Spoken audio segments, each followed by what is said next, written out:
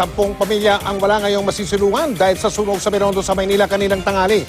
Para sa Super Radio sa 24, nakatutok si Carlo Mateo ng DZWB.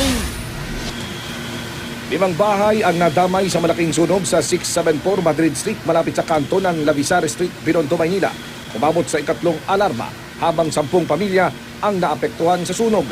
Ayon kay Fire Chief Inspector Arvin Rex Apalia, alas 12:15 ng tanghali nagsimula ang sunog at ideklarang fire out 1:46 ng hapon. Ani Apalia, mabilis na kumalat ang apoy sa mga katabing bahay na yari sa light materials kasama ng isang bodega ng samut-saring mga gamit.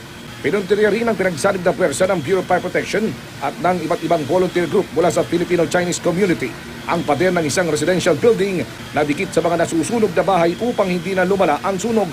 Bagyang nasugatan sa kanyang daliri nang may mahawakang mataling na bagay si Senior Fire Officer Juan Roel Santos. Hindi patumbok kung ano ang pinagbulan ng sunog.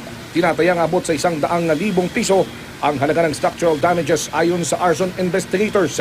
Para sa Super Radio sa 24, Carlo Mateo ng DZWB, nakatutok 24 oras.